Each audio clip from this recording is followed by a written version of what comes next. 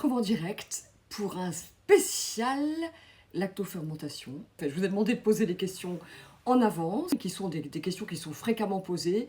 Il n'y a jamais de mauvaises questions, il n'y a que des bonnes réponses. Vont aujourd'hui être destinées à lever le voile de peur que certaines d'entre vous ont au sujet de la lactofermentation.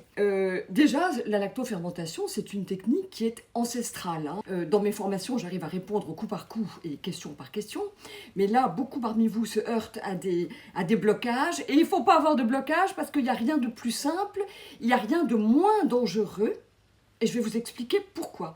Il n'y a rien de plus simple parce qu'il suffit simplement d'avoir des bocaux, du sel et des légumes, de l'eau et des légumes. On va dire quel bocaux, quel sel, quelle eau et quels légumes. Les légumes, c'est simple, pratiquement tous. Et comment et quelle proportion. Maintenant, qu'est-ce qui se passe exactement dans la lactofermentation? Eh bien, c'est que quand on coupe un légume et qu'on le laisse sur le plan de travail, eh bien, tout de suite, il y a des moisissures ou il y a des bactéries. Enfin voilà, ça se développe. Il y a des bactéries qui se développent. Eh bien, ces bactéries, elles ont deux ennemis.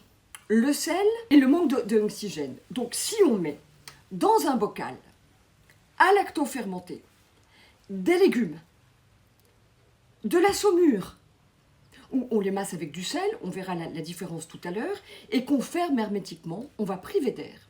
Le sel va favoriser le déploiement de l'acide lactique, rien à voir avec le lactose, le corps fabrique aussi de l'acide lactique quand on fait beaucoup de sport. Donc c'est de l'acide lactique qui va entraîner une acidité qui va mettre complètement à l'abri les légumes de toute invasion de bactéries qui ne sont pas désirables. Voilà. Donc il y a une lutte qui va se faire entre les bonnes bactéries, les mauvaises bactéries, et le sel va gagner. Lactofermentation gagne à tous les coups. Alors, tentez que vous respectiez, que nous respections des règles qui sont extrêmement simples. Avoir des bocaux propres. Des bocaux super propres, on peut les ébouillanter, ou on peut les mettre dans le lave-vaisselle si celui-là est très très chaud, ou on peut vraiment les passer à l'ébouillante et les sécher, retourner sur un torchon très propre, c'est tout. Voilà. Moi, j'avoue que parce que je dois avouer, je le fais plus. Mais bon, si vous avez des petites inquiétudes, voilà, bocaux parfaitement propres, ça évite tout risque. Après, les bocaux, oui, c'est mieux d'avoir des bocaux à caoutchouc parce que ça permet, il va sécréter, le travail, la lactofermentation va sécréter du gaz carbonique qui va s'enfuir. C'est pour ça que ça va être un peu pétillant et que ça va faire pchit si on ouvre le bocal. Mais les petits joints en caoutchouc vont laisser passer le gaz carbonique, enfin l'air, mais ne va pas le laisser rentrer. C'est pour ça qu'en général, avec des bocaux comme ça, si on respecte bien le taux de remplissage avec 2 cm, pas plus, au ras du pot, eh ben c'est parfait. Il faut qu'il soit ni trop peu rempli, ni trop rempli. Donc ça, c'est important. Donc avec ces pots-là, normalement, il n'y a pas de problème. Il y a tout un tas d'autres façons de fermer, avec de l'eau, c'est ce qu'on faisait. Le tout, c'est vraiment que ce soit étanche. Donc si c'est un fermage avec de l'eau, un pot retourné avec de l'eau, les bulles d'air, elles vont traverser l'eau, bien sûr, mais l'air ne va pas traverser l'eau de l'extérieur à l'intérieur. Voilà. Il y en a qui m'ont demandé, donc voilà, il y a les pots parfaits, il y a les pots Fido, il y a tous ces pots. Il y en a qui m'ont demandé parmi vous, est-ce qu'on peut faire des pots, est-ce qu'on peut faire des lactofermentations sans avoir besoin d'acheter des pots parfaits? Les bocaux parfaits sont les meilleurs. Voilà, on en trouve dans plein de marques aussi. Eh bien, avec des bocaux de récupération. Bah oui, je l'ai fait. Là, j'en attrape un. J'en ai plein, là. J'ai pas pu tout mettre sur le plan de travail, mais j'ai plein d'exemples pour illustrer, à chaque fois que je vous parle, pour illustrer. Alors voilà, là, je l'ai fait avec un... Alors, si on l'ouvre, peut-être ça va faire pchit. Ça fait longtemps que je ne l'ai pas ouvert. Ben non, je ne l'ai pas ouvert parce que, en général, ça ne s'ouvre pas quand on a un bocal. Quand on fait un bocal de lactofermentation, on attend 2-3 semaines que ça fermente et on ouvre le pot que pour manger le contenu. Voilà. Mais avec des pots comme ça, comme l'eau, comme l'air ne s'échappe pas, eh bien, on dévisse un tout petit peu pour faire pchit, pour pas que le pot explose. Voilà. Ce ne sont pas véritablement des pots à lactofermentation. Je les ai beaucoup utilisés et ça fonctionne. Voilà. Voilà, je vous en montre d'autres. Voilà, celles-là, je les ai faites ici. Voilà, là sont des poireaux. Là, voilà, attendez. Oh. Je sais pas où mettre, voilà. Et puis ça, c'est pareil. Donc ça, il faut ouvrir un petit peu. Voilà, il avait déjà été ouvert. Mais voilà. Alors là, ça fait quelque chose que je vais vous montrer. C'est très intéressant de vous montrer. Parce que vous me demandez souvent, oh, ça sent tellement bon, là ça sent délicieusement bon. C'est simple, si un pot sent pas bon, vous ne mangez pas le contenu. C'est la seule, ou un changement de couleur, rose fluo ou jaune fluo, des couleurs un peu fluorescentes qui signent qu'il y avait des pesticides ou des bactéries dégueulasses, quelque chose de vraiment pas bon dans votre peau. Le changement de couleur ne doit pas intervenir, sauf une décoloration. Là j'en ai... Alors attendez, je vais enlever ces tomates parce que je voulais vous faire des tomates là rapidement pour vous montrer, parce qu'on va le faire, montrer comment on lactofermente des tomates en 2 coups de cuillère à peau. Et là je voulais vous montrer, voilà, là il y a une décoloration. Là ce sont des pots qui ont été faits il y a un petit moment, et là on voit une décoloration. Ce qui est au-dessus, là, au-dessus est complètement devenu blanc. Ce sont des courges, c'est complètement devenu blanc. Voilà. Donc de décoloration il ne doit pas y avoir, sauf l'ail lactofermenté, je vous l'avais dit, s'il devient bleu ou vert, c'est pas grave, il y a rien de toxique du tout, ça peut être, c'est tout à fait normal, ça arrive, et voilà, il n'y a rien de toxique, donc santé, si votre ail est bleu, après avoir été lactofermenté et qu'ils ne sont pas mauvais, il n'y a aucun problème, il ne doit sentir que l'ail délicieux. Voilà. Alors, qu'est-ce qui peut arriver aussi quand on lactofermente? C'est qu'on est, voilà, ça c'est exactement ce qui arrive avec ces pots-là. Ça fait ça c'est important que vous voyez. Voilà, là ça fait une espèce de pot, alors c'est un biofilm, et ce sont comme des levures qui se sont accumulées. Alors vous les enlevez délicatement, ça ne sent pas du tout mauvais, là ce sont des oignons, que j'ai lactofermenté, ça ne sent pas du tout mauvais, vous l'enlevez délicatement et vous consommez sans aucun problème. Voilà, donc ça ce n'est pas grave, il n'y a rien de grave, vous pouvez même avoir des moisissures, en ayant des pots comme ça, il ne faut pas être regardant sur les moisissures, sachez qu'elles ne sont pas toxiques, il faut les enlever, c'est tout, dans la mesure où ça ne pue pas, ce n'est pas toxique. C'est vraiment le procédé, la lactofermentation, c'est le procédé de conservation, je vous le dis à chaque fois, hein, qui potentialise le pouvoir nutritionnel des légumes et des fruits et des herbes aussi. Donc ça n'a aucun danger. Alors que l'apertisation, hein, tous les bocaux qu'on fait, moi j'en ai fait plein avant de faire ça il y a 20 ans, l'apertisation, c'est-à-dire quand on les met avec de l'eau bouillante, etc., là il y a des risques de botulisme. Il y a aussi des risques de botulisme quand on met en anaérobie, donc complète, avec de l'huile, mais si on lactofermente avant, nous n'avons plus ces risques. Voilà, on en a déjà parlé, là j'en ai parlé assez longuement dans la vidéo sur la conservation des tomates. Voilà. Donc là, ce n'est pas grave, ça s'appelle un biofilm, on l'a souvent. Là, je vais vous en montrer un autre biofilm, parce que c'est important de voir... on est là pour voir quand ça se passe mal, enfin quand on croit que ça se passe mal, pour banaliser quand ça se passe mal et vous redonner confiance, pour aborder la lactofermentation avec beaucoup de ferveur et de joie. Ah, il y a eu un petit psit, voilà. Et là, vous voyez aussi encore, il y a une espèce de biofilm. Voilà, là il y a une espèce de biofilm, vous voyez, qui affleure à la surface. Voilà, et bien ça, ce n'est pas du tout grave, ça c'est délicieux, c'est génial les betteraves. Les betteraves, même quand ça fait un petit liquide un peu sirupeux, j'en ai qui sont un peu sirupeuses, parce que là je voulais vraiment vous les montrer, les betteraves sirupeuses. Il y a encore un petit, là j'avais mis comme contrepoids, j'avais mis ça. Si, je vous montre parce qu'elles sont un petit peu sirupeuses, je vous les montre là dans ma main, voilà. Ce n'est pas du tout dégoûtant ça. Mais regardez, je vais vous le lécher, rien que pour vous montrer. Par contre, je ne pourrais pas le remettre. Il faudra que je le lave bien à l'eau chaude avant de le remettre. On ne remet rien dans notre bocal de lactofermentation qui ait été léché, même une cuillère qui a été léchée, ou un légume qui a été sorti du pot, grignoté ou pas, sorti, on ne le remet pas. Voilà. C'est hyper bon. Non, c'est vraiment pour vous montrer qu'il n'y a aucun flip, il n'y a aucune parano à avoir. C'est le moyen le plus sûr, le moyen de conservation le plus sûr du monde. Encore une fois, la seule chose qui doit vous arrêter, c'est une couleur absolument délirante ou une odeur qui ne soit pas bonne. De toute façon, on ne met pas dans sa bouche quelque chose qui ne sent pas bon. Voilà. Et même si les betteraves sur le dessus sont un petit peu marron, là elles ne le sont pas, mais ça peut arriver qu'elles le soient, c'est bon quand même. Je vais la manger celle-là, je ne peux pas résister. Voilà. C'est délicieux. C'est délicieux, délicieux. Alors, j'ai pris soin, je me mets avec un torchon, j'ai pris soin d'absolument pas toucher, j'ai laissé tomber, je n'ai pas léché ça, parce qu'encore une fois, on ne met pas à l'intérieur d'un pot quelque chose qui a été léché. Et si vous servez des pickles à vos amis, si vous ouvrez le pot, sachez que vous consommerez tout le pot. C'est pour ça que je vous recommande de faire des lactofermentations dans des petits pots. Là, moi, je les fais dans des grands, parce que j'en mange beaucoup.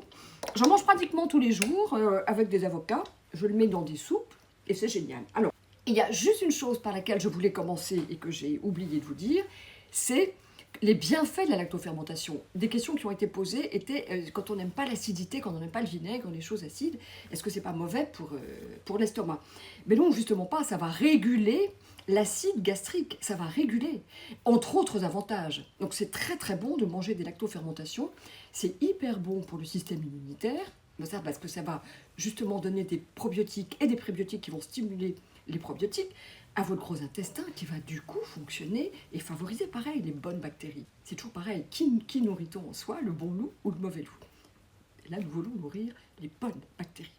Alors là je voulais vous montrer, mais vraiment pour désacraliser l'histoire, vous m'avez demandé si on pouvait lactofermenter tous les légumes. Tous les légumes qui se mangent crus peuvent être lactofermentés, il n'y a aucun souci. Tous. Les plus délicats, ce sont ceux qui contiennent le plus d'eau, sont les tomates, les courgettes. Voilà, ils contiennent beaucoup d'eau. Donc c'est plus compliqué. Mais regardez ces petites tomates cerises, j'ai commencé à les faire tout à l'heure. Donc là, je voulais juste finir avec vous parce que je n'allais pas vous faire tout le bocal.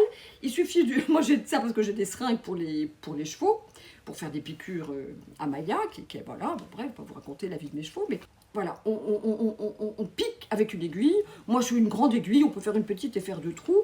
Moi, j'ai une grande aiguille parce que ça va plus vite. J'en ai profité pour mettre du basilic. On a dit déjà que c'était un couple fameux avec les tomates. Ils poussaient souvent ensemble. Chez moi, je les fais souvent pousser ensemble. Voilà.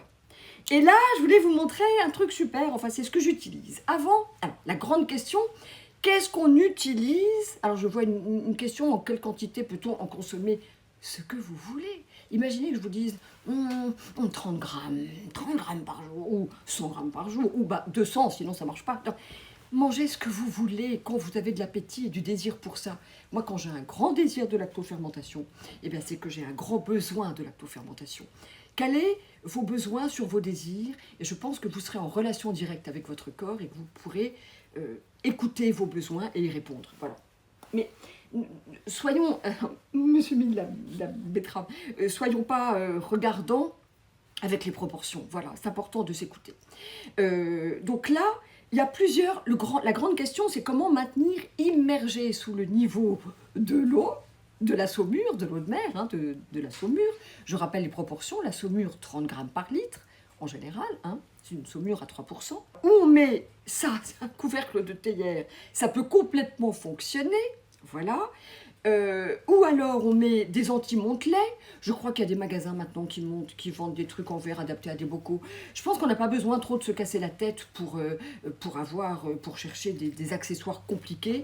Moi j'ai trouvé dans des morceaux de plastique qui sont à la fois un peu rigides et en même temps qui sont... Voilà. Je les découpe. Là j'avais pas assez grand donc j'ai découpé un tout petit peu en ovale.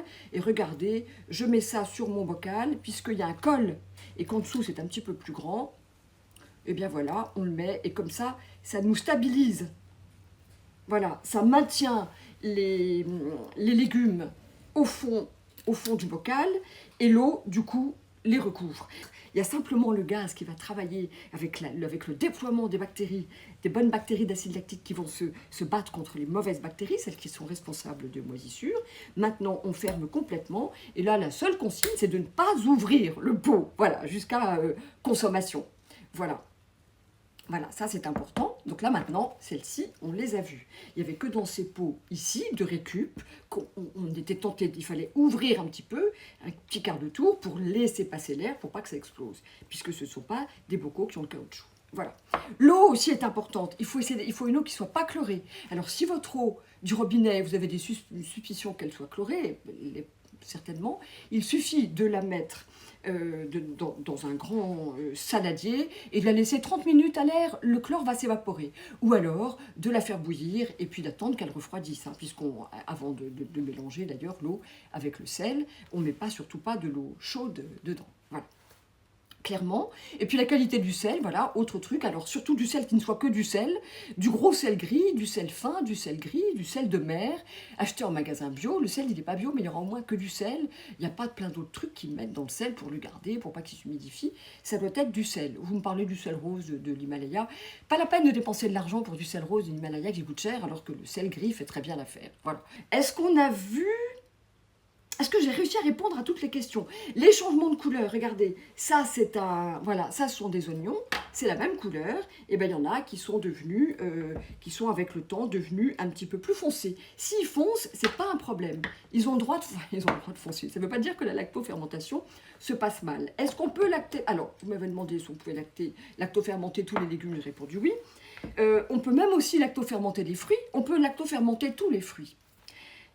Mais simplement, il faut savoir qu'ils auront un goût salé, donc il faut les destiner, il faut pas s'attendre à manger, là j'ai lactofermenté des figues, c'est vachement bon, mais pour faire un chutney, il faut savoir à quoi on les destine, et ça c'est mon travail de vous donner des recettes. Ça vous donnerait des recettes bien sûr, hein, pour utiliser avec des recettes sublimes toutes ces lactofermentations. Là j'ai donné les principes, et dans la formation de la découverte à la maîtrise de ma Raw Food gourmande, bien sûr qu'il y aura des recettes absolument canon, puisque c'est ça que j'apporte d'un peu différent. Donc on peut tout lactofermenter. Alors vous m'avez demandé à quelle température? En fait, moi j'habite un pays chaud. Ça, c'est une lactofermentation que j'ai faite sur le bateau. Donc elle est vraiment vieille, cette lactofermentation. Et là, c'est l'époque où je mettais une pomme. C'était bien une pomme pour caler, une grosse pomme.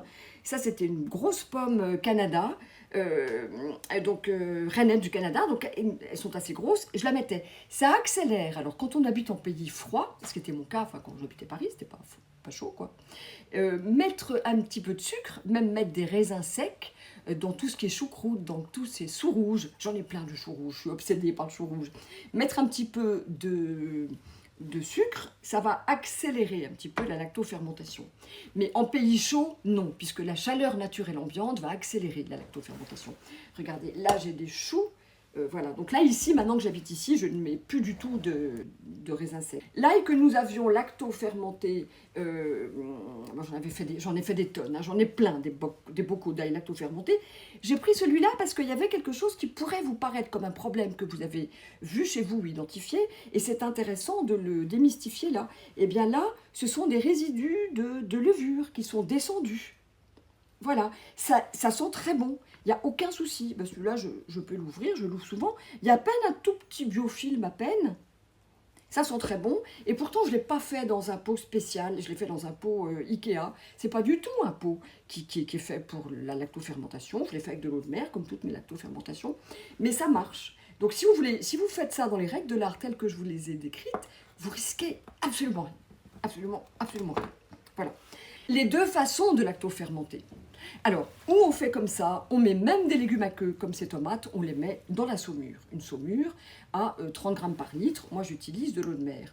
Ou alors, on frotte les légumes, pour la choucroute c'est évident, puisqu'elle rend énormément d'eau, on frotte les légumes avec du sel, et voilà, alors là on dit 1% du poids de sel, du poids des légumes, 1 kg de légumes, 10 grammes de sel, on les masse avec le sel et ça va rendre de l'eau, comme on le fait quand on attendrit des légumes. Je vous ai appris ça, l'attendrissement des légumes. Voilà. Donc là, ça va fabriquer de l'eau. Mais il suffit de masser les légumes avec le sel. Ils vont rendre de l'eau. Et on n'aura qu'à appuyer, maintenir une lactofermentation, compléter un tout petit peu éventuellement avec de l'eau ou de l'eau de mer ou de la saumure pour que bien sûr nos légumes soient bien immergés. Je crois que j'ai tout dit. Est-ce que j'ai oublié? On s'est déjà rendu malade d'avoir trop mangé de choux fermentés. Ben écoutez, le tout après c'est une question de proportion. En tout cas, les lactofermentations ne peuvent pas rendre malade, elles sont curatives. Maintenant, si vous en mangez trop, c'est comme tout. Point de débordement, il faut connaître sa limite et manger dans le cadre d'un équilibre qui respecte nos besoins, nos goûts, nos envies, nos désirs, qui respecte tout ça. En tout cas, il n'y a rien de mieux que les lactofermentations. Le sel, il digère les légumes, il y a une prédigestion. Quand on mange une lactofermentation, on mange des légumes qui sont prédigérés, ce qui est super. Par contre, ne rincez jamais vos lactofermentations. Mangez tout, parce que c'est dans le jus qu'il y a autant de nutriments que dans les légumes, quand ils sont un peu attendris, et voilà. Donc surtout, ne les jetez pas. Ne jetez pas l'eau, ne les rincez pas, surtout pas. Pour les jus de légumes, un jus de légumes lactofermenté, avec votre extracteur de jus, vous faites du jus. Par contre, il ne faut pas le mettre dans ces pots-là, dans ces verres-là, ou alors il faut ouvrir un petit peu pour que le gaz carbonique s'échappe. Il faut le surveiller un petit chouïa, sinon vous allez avoir des explosions. Faites attention du lieu aussi où vous entreposez les lactofermentations qui risquent d'être explosives. Sinon, je vais vous montrer ma dernière lactofermentation et on va terminer là-dessus. Eh bien, c'est de l'hydromel, du miel et de l'eau. du miel de mes ruches quand j'habitais sur le bateau, l'Instant Cru à Paris. Là, je vais l'ouvrir, ça devrait péter.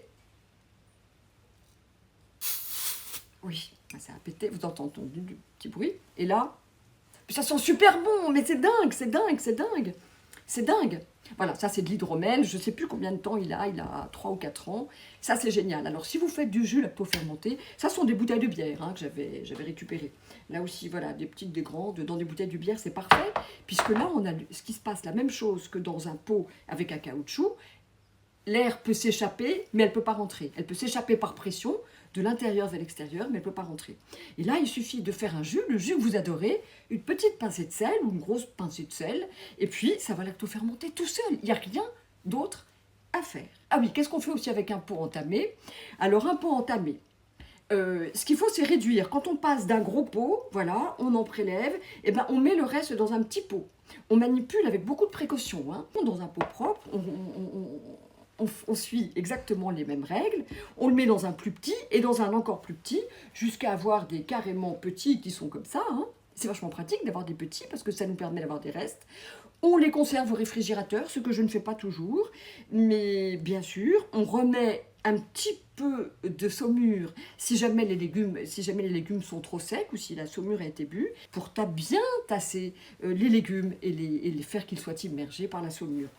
Je crois qu'on a tout dit, j'espère qu'on a levé toutes les barrières, mais normalement, vous devez être complètement maintenant désinhibé pour faire des lactofermentations. Et puis, j'espère que vous allez vous lancer dans la lactofermentation. C'est bon pour la santé, c'est facile, c'est génial. Ça a tellement d'avantages que là, il faut y aller tout de suite. Salut!